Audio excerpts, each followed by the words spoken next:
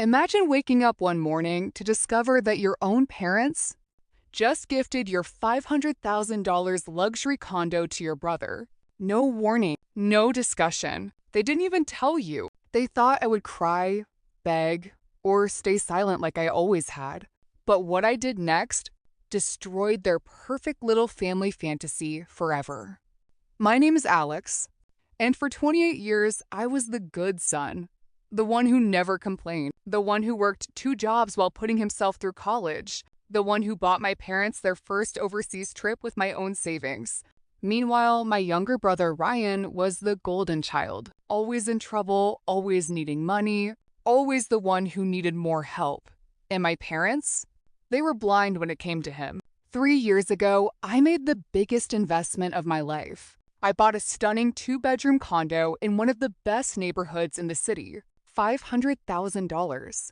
Marble floors, floor-to-ceiling windows, rooftop access, everything I had dreamed of. I paid the down payment with every penny I had. I worked 60-hour weeks for it.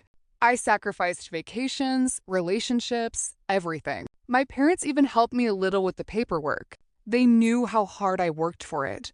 Then last month, my mom called me.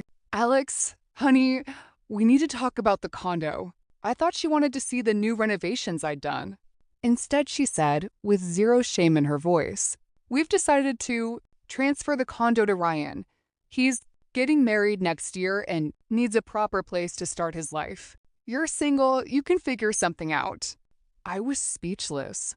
When I finally found my voice, I asked, "What about all the money I put into it? The mortgage I've been paying?" My dad jumped in on the call. "Family helps family, Alex. Stop being so selfish.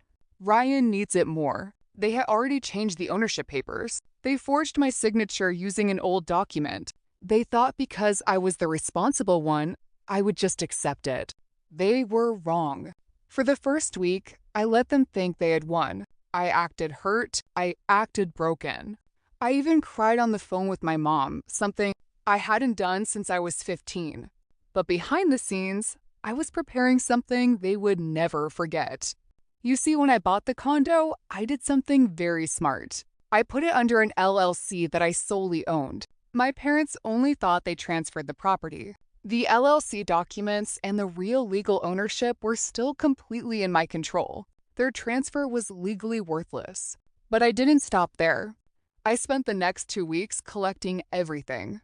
Every text message where they admitted they forged my signature. Every recording of them saying Ryan deserved my condo more than me. Every bank statement showing I alone had paid for it. Then I did what they never expected.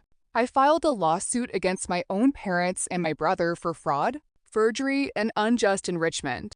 I also sent a formal eviction notice to Ryan, who had already moved into his new condo with his fiancée.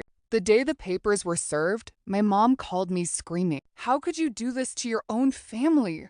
I answered calmly, "You taught me family helps family, Mom. I'm just following your rules."